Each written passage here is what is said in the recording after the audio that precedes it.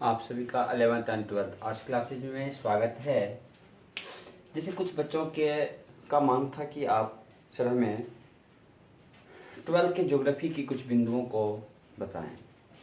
आपको 12th के कुछ बिंदुओं में खासकर एक अध्याय है जो प्रवास से संबंधित है। मैं उन्हीं अध्यायों पर चर्चा करने आ रहा हूँ।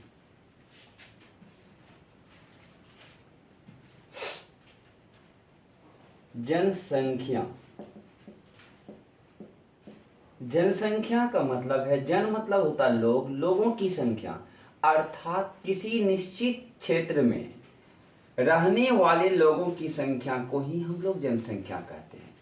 यानी जब व्यक्ति एक निश्चित भूभाग में रहता है जहां उसकी गिनती जनगणना के दौरान होती है, वही उस क्षेत्र का क्या कहलाता है, तो जनसंख्या कहलाता है। इसलिए हम लोग कह सकते हैं कि जब कोई व्यक्ति किसी निश्चित क्षेत्र में रह रहा हो तो वो वहां का ही क्या कहलाएगा, जनसंख्या कहलाएगा। इस जनसंख्या के परिवर्तन का, इसके जो परिवर्तन होते हैं, परिवर्तन के लिए हम लोग इसके 3 स्वरूप बात करते हैं। यानी जनसंख्या परिवर्तन के 3 घटक होते हैं।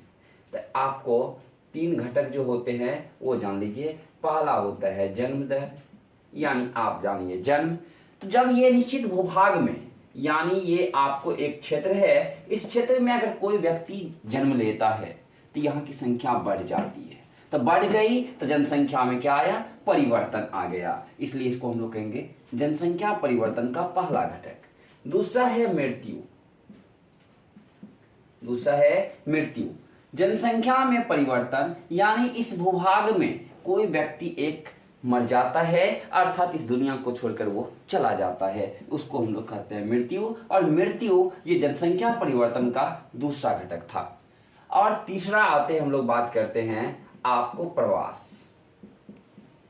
प्रवास का मतलब होता है कि जब कोई व्यक्ति इस क्षेत्र से आपको एक नए क्षेत्र में चला जाता है, यानी जब कोई व्यक्ति एक क्षेत्र से दूसरे क्षेत्र, दूसरे क्षेत्र से तीसरे क्षेत्र में आपको चला जाता है तो और वहां जाके बस जाता है, इसको हम लोग कहते हैं प्रवास। प्रवास जो है यहां से यहां, यहां से यहां, इस स्वरूप में हम लोग 4 बातें करते हैं। एक होता है आपको ग्रामीण से ग्रामीण, ग्रामीण से ग्रामीण। तो ग्रामीण से ग्रामीण क्या, एक गांव से दूसरे गांव में व्यक्ति जब आपको चला जाता है तो उसको हम लोग कहते हैं ग्रामीण से ग्रामीण प्रवास। और ग्रामीण से ग्रामीण प्रवास में खास करके ज्यादा से ज्यादा संख्या में हमारी बहनें लोग होती है, अर्थात स्त्री। क्योंकि स्त्री का शादी, अर्थात एक लड़की की शादी एक गांव से दूसरे गांव में, तो अधिकांशतः लड़की का प्रवास आपके गांव से दूसरे गांव में ये विवाह के कारण होता है। ये आपको विवाह के कारण होता है। अगर हम लोग दूसरी बिंदुओं पर बात करें तो आपको ग्रामीण से शहर, ग्रामीण से यानी नगरीय क्षेत्र।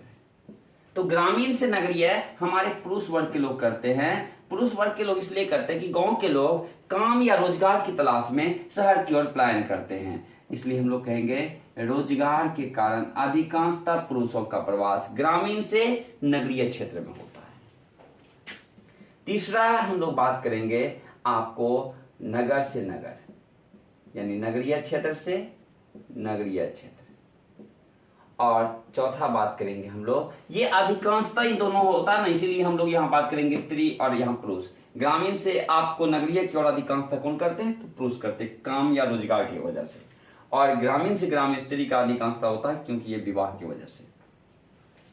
और आप कोरोना काल में देखें कि अधिकांश लोग नगरीय क्षेत्र से लोगों ने ग्रामीण क्षेत्र की ओर पलायन किया, क्योंकि ये बहुत कम वक्त देखने के लिए मिलता है कि कोई भी नगर में रह रहे लोग आपको शहर की ओर पलायन करके शहर में अपना आवास बनाकर शहर में रहते हैं। ऐसा बहुत कम देखने के लिए मिलता है। तो प्रवास की ये 4 स्वरूप आज वर्तमान समय में चलती है। लेकिन अगर हम लोग कहेंगे कि प्रवास आखिर लोग करता क्यों है, तो इसके विभिन्न कारक हम लोग बनाएंगे।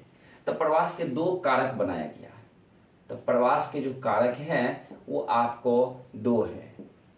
एक कारक है आपको प्रतिकर्ष कारक,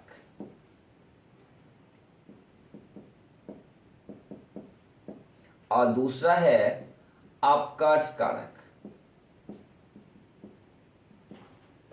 प्रतिकर्ष कारक वो कारक है जब किसी खास वजह से व्यक्ति को अपना इलाका छोड़ करके, यानी व्यक्ति इस इलाकों को छोड़ करके इस इलाका में आने के लिए मजबूर हो जाता है। जैसे इस व्यक्ति को धर्म के नाम पर वहां हो रहे विवाद की वजह से अपने प्राण को खतरा हो, तो यह व्यक्ति यहाँ से यहाँ चला आता है, या बार बार यहाँ बाढ़ या भूकंप आता है। इन वजहों से व्यक्ति, या यहाँ पर बहुत निम्न दशाएं हैं रहने की, इस वजह से ये अच्छी दशाओं में वाले इलाकों में जाकर रह जाता है। तो प्रतिकर्ष यानी इन विशेष कारण की वजह से इसको इस इलाका को छोड़ना पड़ता है, जिस वजह से यह व्यक्ति यहाँ के लिए कहलाएगा प्रतिकर्ष कारक, और यहाँ चला आएगा या यहाँ चला जाएगा। लेकिन यही व्यक्ति इस इलाका में अपना सुविधाजनक जीवन यापन कर रहा था, लेकिन किसी दिन वो आपको चाहिए इस इलाकों के बारे में पता किया, या इस इलाकों के बारे में पता किया, या इस इलाकों के बारे में पता किया, इसको लगा कि यहाँ से बेहतर सुविधा यहाँ है, रहन सहन की सुविधा, शिक्षा की व्यवस्था, अर्थात मनुष्य की विभिन्न आवश्यकता जो आपको इस जगह से यहाँ अच्छा रहा, यहाँ से अच्छा, यहाँ की आपको सभ्यता संस्कृति भी इन्हें अच्छी लगी, जिस वजह से ये अपना इलाका को छोड़कर मन करता है मैं यहाँ चला आऊं। तो यहाँ चला आऊं यानी यहाँ के जो विधि व्यवस्था ने इस व्यक्ति को क्या किया, आकर्षित किया। इसलिए ये इलाका में व्यक्ति जाके जब बस जाता है तो ये होता अपकर्ष कारक। तो ये प्रवास के दो कारक थे, लेकिन दो कारकों में यहाँ दो प्रश्न और भी उत्पन्न होती है। एक होता है इसी में कि व्यक्ति यहां से यहां जो चला जाता है, इस जाने के प्रक्रियाओं को हम लोग किस नाम से पुकारते हैं। इस आपको जाने की जो प्रक्रियाएं होती है, तो व्यक्ति की आखिर क्या नाम दी गई है कि व्यक्ति जब चला गया तो उसका किस नाम से हम उसे पुकारेंगे, व्यक्ति आपको पुनः आएगा यानी जिस स्थान पे जाएगा उसको क्या कहेंगे। यहाँ पर भी हमारे आपको एक नई प्रश्न लेकर के आपको आ जाता है कि आखिर क्या कहें हम उनको। तो हम लोग उसका एक नया नाम देते हैं, एक का नाम देते हैं गंतव्य स्थान और एक का नाम देते हैं उद्गम स्थान। यानी आपको एक का नाम दिए उद्गम स्थान और एक का नाम दिए गंतव्य स्थान। यानी जिस स्थान में आगमन करते हैं लोग, यानी आगमन यहाँ से चला व्यक्ति और यहाँ आ गया, तो यहाँ के लिए व्यक्ति कहलाएगा आपको गंतव्य स्थान।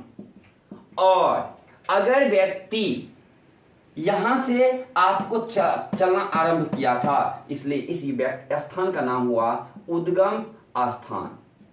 तो हम लोग कह सकते हैं कि उद्गम स्थान में जनसंख्या घट जाती है और गंतव्य स्थान में जनसंख्या बढ़ जाती है। साथ ही साथ यहाँ पर एक और प्रश्न हम लोग लेकर आएंगे, यहीं पर उत्प्रवास और यहाँ कहेंगे आप्रवास।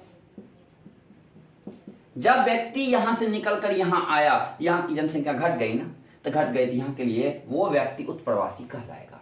यानी उत्प्रवासी और यहाँ के लिए कहलाएगा अप्रवासी, क्योंकि आने से यहाँ जनसंख्या बढ़ गई। इसलिए यहाँ दो ऑब्जेक्टिव आती है, आपको जिस स्थान पर व्यक्ति आके बस जाता है वहां की संख्या जब बढ़ जाती तो वहां के लिए व्यक्ति क्या कहलाएगा, तो हम लोग कहेंगे अप्रवासी कहलाता है। और जहां पर जनसंख्या उसकी घट गई थी यानी वो स्थान पर वो व्यक्ति अपने लिए उत्प्रवासी कहलाएगा। जैसे आज हमारे पूरे भारत में नंबर 1 स्थान पर उत्प्रवासी नंबर पर है आपको उत्तर प्रदेश।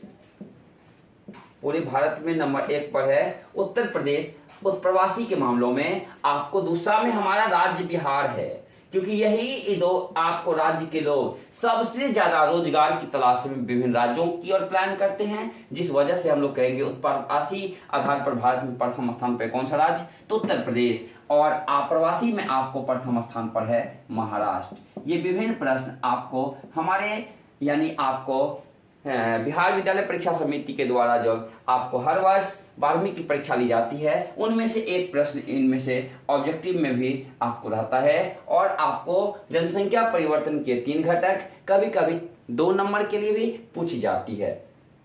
हम अगले वीडियो में पुनः आपको एक ज्योग्राफी से ही आपको अर्थात भूगोल से ही जो 12वीं के लिए आपको 2022 के लिए जो सबसे इम्पोर्टेंट प्रश्न होगी मैं उन पर आपको चर्चा करूंगा।